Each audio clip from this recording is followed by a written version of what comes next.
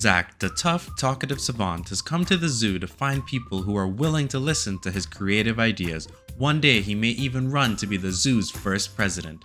Welcome Zac the Rhino. Before we touch on Zac's abilities, let's first touch on his lore. Zac is a long-winded and creative savant who loves to share his thoughts and opinions with others. If he forgets a part of a story, he will either skip over that part or simply make up facts or events to keep the story going.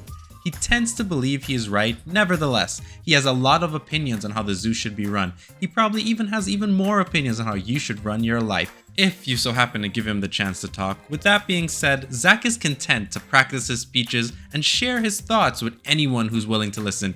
Even if you aren't willing to listen, he will still continue talking. His greatest admirers are Ollie the Panda, Fuzzy the Penguin, and Tony, the great hip-hop hippo.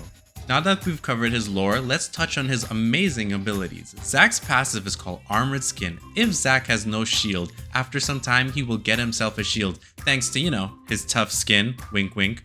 Zac's active is called Forthright Charge. Zac charges forward, hitting all opponents with his tough ivory horn. If he strikes them and pushes them against the wall, he will also do extra damage to them. Zac's primal instinct is called Unbroken Fury. Every time his shield breaks, Zac now gains a damage bonus for a short period of time. For weapons, he uses the single shot spear, the bowling bomb, and the extra ammo shotgun. So before I end off this character spotlight, I wanted to give you guys my quick opinions and a quick overall review of Zac the Rhino. Why? Because I think this added flavor is going to help a lot of people decide if they want to buy him today or not, as he's a brand new character entering the zoo. So let's first begin on his overall design. When it comes to his aesthetic design, I do love the glasses details. Those tiny glasses are really nice, but then again, I'm a sucker when it comes to monocles and tiny glasses, as well as top hats. I love that kind of whole steampunk style as well. It's very aesthetically pleasing to my eyes. Another thing I like is his little hair and how his ears tend to wiggle when he moves. So this little wiggling with his ears, I think it's really cute and nice. So I think he gets some bonus points for that.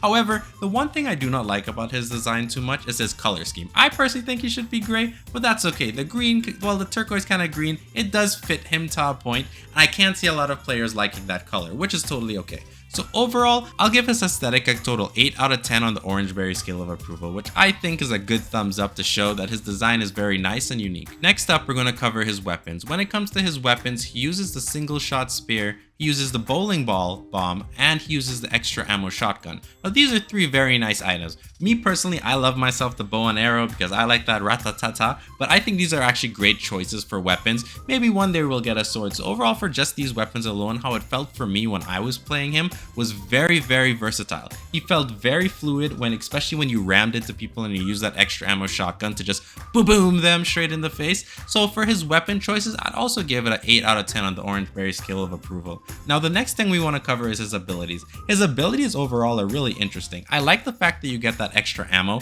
because it makes you super tanky and beefy, and especially when equipped with his primal instinct, that little boost of speed allows you to run around faster. I can see this being very useful when it comes to team fights, especially that new deathmatch mode. I love that deathmatch mode, by the way. The next thing I wanted to say was his active. His active, I love it. It's not a normal charge like Buck. I can literally charge a long distance across the map and keep pushing everybody in my path towards that wall. Literally, you have seen in clips in this video where I have charged them and blown them up when they go on impact on the wall. That extra damage is a lot. It's a really satisfying explosion when you get a chance to do that. For his abilities overall, he definitely gets a 10 out of 10 on the Orangberry scale of approval.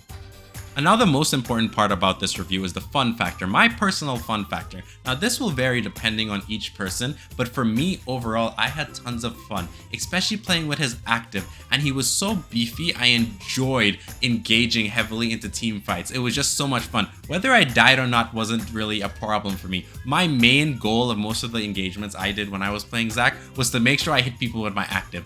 I just wanted to hit people with my active and charge them against the wall, and that made this super enjoyable for me. So overall for me, my Orangberry fun factor is a 10 out of 10 on the Orangberry scale of approval. But that's me. I would love to hear in the comments section what you guys personally think about this character, if you've played them or watched this whole review. What do you guys gather from this? Do you love him? Do you hate him? If you had to rate him a number, what would it be? Because for overall for me, he's a 9 out of 10 on the Orangberry scale of approval.